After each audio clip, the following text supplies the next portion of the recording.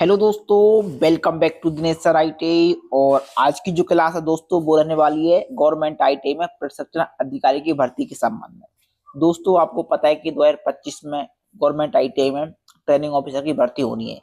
तो दोस्तों यहाँ पर मैं आपको तैयारी करवाऊंगा कोपा ट्रेड की। यदि आप कोपा ट्रेड के ट्यू बनना चाहते हैं तो आपको तैयारी कैसी करनी है, क्या क्या क्वेश्चन आते हैं, ठीक है, वो मैं आपको यहाँ पर क्लास बाय क्लास यहाँ पर बताते जाऊंगा। तो आज की जो हमारी ये फर्स्ट क्लास है, ठीक है, आप लोग इसको देखिएगा और इससे संबंधित क्वेश्चन दोस्तों यहाँ पे आते हैं आपके एग्जाम में, वो मैं आपको यहाँ पे बताने वाला हूँ। ठीक है, तो चलिए हम कर लेते हैं क्लास को स्टार्ट। और यदि आपको तैयारी आपको जारी रखनी है तो जो भी हमारी वीडियो आते जाए आप लोग यहाँ पे देखते जाना, ठीक है ना। यहाँ पे तो चलिए हम चलते हैं, देख लेते हैं क्या अपडेट रहने वाली है। तो देखिए दोस्तों, ये हमारी ये फर्स्ट क्लास, ठीक है। अब यहाँ पे हम बात करने वाले क्वेश्चन के बारे में। अब देखिए आपको नॉर्मल पता होगा कि जो ट्रेनिंग ऑफिसर का जो एग्जाम का जो पैटर्न आता है, वो पैटर्न आता है यहाँ पे आता है कि 25 नंबर के आते हैं आपके ये वाले, जिसमें विज्ञान, गणित, सामान्य ज्ञान, तार्किक ज्ञान और बेसिक कंप्यूटर आता है, ठीक है ना। इसके पश्चात जो होता है 75 जो आता है, जिसमें रहता है आपका नॉर्मल टोटल कंप्यूटर क्वेश्चन आते हैं, ठीक है ना। आपकी बात समझ लेना। एंड आपका 100 का यहाँ पर पेपर आपका आता है। तो दोस्तों हम करवा रहे हैं आपको कोपा की तैयारी, ठीक है ना। यहाँ पे अब देखिए दोस्तों, जो पेपर आया था जिनका 24 में हुआ था यहाँ पे, तो उसके जो कुछ क्वेश्चन है वो आपको बताने वाला हूँ। सभी के एक एक के पॉइंट है। देखिए पहला क्वेश्चन यहाँ पे क्या पूछा गया था दोस्तों, यहाँ पे आप लोग देखोगे पहला क्वेश्चन यहाँ पे पूछा गया था, निम्नलिखित में से कौन सा हैकिंग दृष्टिकोण है जहां साइबर अपराधी जालसाजी करने या अतिरिक्त ट्रैफिक प्राप्त करने के लिए नकली वेबसाइट या वेब पेज डिजाइन करते हैं। ऑप्शन यहाँ पे थे आपका फार्मिंग, दूसरा ऑप्शन था वेबसाइट डुप्लीकेट, तीसरा ऑप्शन था मैकिंग, चौथा ऑप्शन था आपका स्मैपिंग, ठीक है ना। यहाँ पर ये क्वेश्चन आपका 2024 में यहाँ पे पूछा गया था।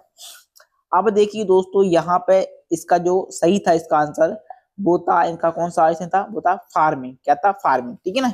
अब दोस्तों इन्हीं चारों ऑप्शन के बारे में हम डिटेल में पढ़ लेते हैं, ताकि यदि 2024 में जो आपसे ये पूछा गया था, हो सकता है 2025 में दोस्तों आपको इसके बारे में पूछा जाए, तो आपको इसका नॉलेज यहाँ पे होना चाहिए, ठीक है ना। अब देखिए यहाँ पे आओगे तो देखिए पहला जो आपका फार्मिंग क्या होती है वो पढ़ लेते हैं। देखिए यहाँ पे आप लोग देखोगे ये रहा। अब देखिए यहाँ पर दोस्तों देख लो, फार्मिंग एक साइबर हमला है जो उपयोगकर्ताओं को नकली लेकिन एक जैसी दिखने वाली वेबसाइट पर रीडायरेक्ट करके उनका निजी डेटा चुराता है, ठीक है। ये वाला फार्मिंग हमलावर डोमेन नेम सिस्टम या उपयोगकर्ता के कंप्यूटर की कमजोरी का फायदा उठाकर दुर्भावनापूर्ण कोड का इस्तेमाल करते हैं ताकि उनका आईपी एड्रेस बदल दिया जाए सके, जिससे उपयोगकर्ता को उस वैध साइट के बजाय एक धोखाधड़ी वाली साइट पर भेज दिया जाता है जिस पर वे जाना चाहते थे।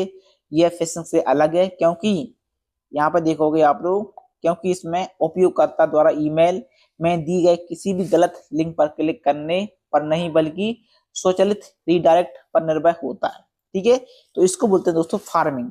यही दोस्तों दो क्वेश्चन यहाँ पर पूछा गया था। देखिए आप लोग पढ़ोगे तो यही मतलब है कि जहां साइबर अपराध जालसाजी करने या अतिरिक्त ट्रैफिक प्राप्त करने के लिए नकली व्यवसाय बनाते हैं, तो ये फार्मिंग क्या होता है, नकली व्यवसाय दोस्तों बनाते हैं जो डायरेक्ट रीडायरेक्ट करवाता है।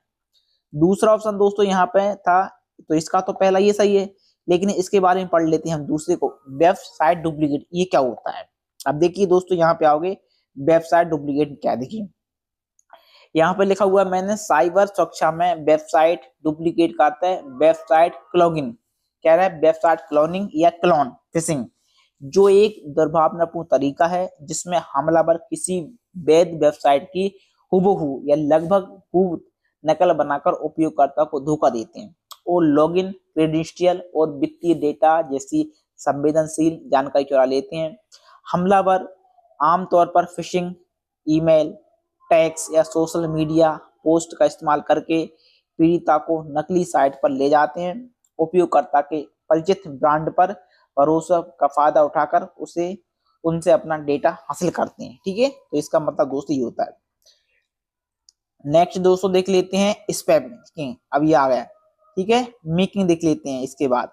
अब मेकिंग क्या होती है, हो सकता है क्वेश्चन इससे आ जाए आपकी बात। देखिए मेकिंग का मतलब क्या होता है, लिखा हुआ साइबर सुरक्षा में नकल का अर्थ किसी हमलावर द्वारा किसी वैध व्यक्ति, प्रोग्राम या सिस्टम की नकल करके लक्ष्य को धोखा देने के लिए सोशल इंजीनियर या अन्य तकनीक का उपयोग करना हो सकता है। इसका अर्थ है हमलावर द्वारा पहचान से बचने के लिए सामान्य हानि रहित डेटा की नकल करने हेतु डेटा में हेरफेर करना, या एक रक्षात्मक रणनीति भी हो सकती है जिससे कोई सिस्टम अपनी वास्तविक प्रकृति को छुपाने या हमलावरों का ध्यान भटकाने के लिए अपना रूप बदल लेता है। अंत में एक प्रकार का रैंसमवेयर भी होता है जिसे नकल कहा जाता है। इसका मतलब दोस्तों ये होता है।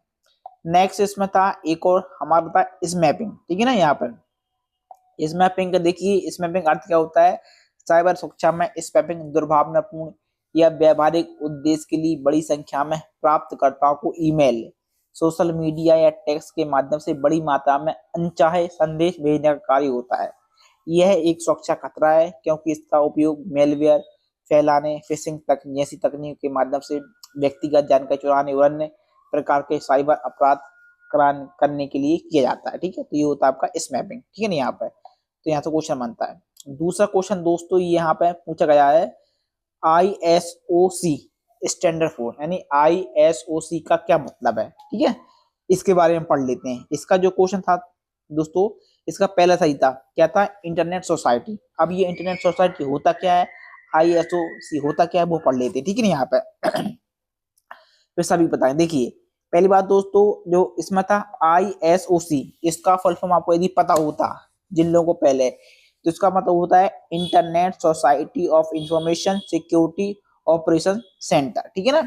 तो इसी का क्वेश्चन दोस्तों इसी में छपा था फर्स्ट में। ठीक है, क्या लिखा था, इंटरनेट सोसाइटी, और फर्स्ट का जो आंसर था वो भी यही था दोस्तों, इंटरनेट सोसाइटी। ठीक है, यहाँ पे इसी में छुपा इसका।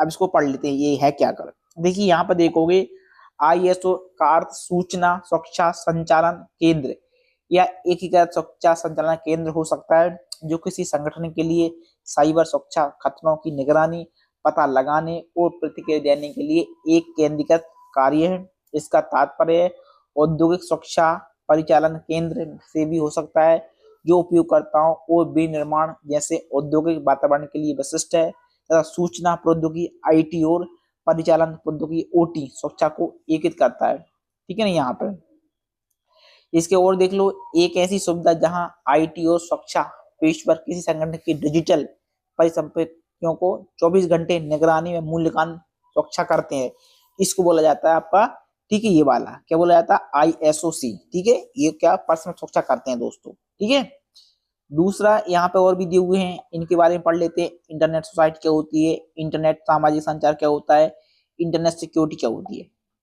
अब देखिए यहाँ पे देखोगे इंट्रानेट सिक्योरिटी क्या होती है, लिखा हुआ है इंटरनेट एक निजी आंतरिक नेटवर्क है जो सार्वजनिक इंटरनेट के विपरीत कंपनियों की जानकारी और संसाधनों को कर्मचारियों के बीच सुरक्षित रूप से साझा करने के लिए इंटरनेट तकनीक का उपयोग करता है। यह किसी संगठन के आंतरिक संचालन का एक महत्वपूर्ण घटक है और इसकी सुरक्षा समग्र साइबर सुरक्षा का एक प्रमुख पहलू है। ठीक है ना।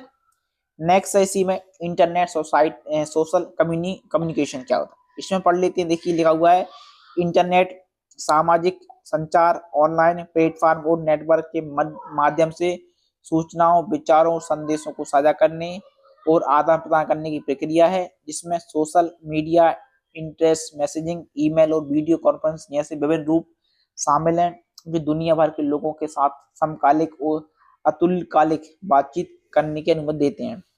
यह तकनीकी उपयोगकर्ताओं को समुदाय बनाने, संबंध बनाए रखने और वैश्विक बातचीत में भाग लेने में सक्षम बनाती है। हालांकि ये गलत संचार और सूचना के प्रसार जैसी चुनौतियों की भी पेश करती है। नेक्स्ट दोस्तों इसी का है इंटरनेट सिक्योरिटी। ये क्या होता है, ये पढ़ लेते हैं। देखिए लिखा हुआ है इंटरनेट सुरक्षा का अर्थ है इंटरनेट ब्राउज, वेबसाइट और नेटवर्क को साइबर खतरों और जोखिम से बचाना, जिसमें मेलवेयर, फिशिंग हमले और अनाधिकृत पहुंच जैसे खतरे शामिल हैं।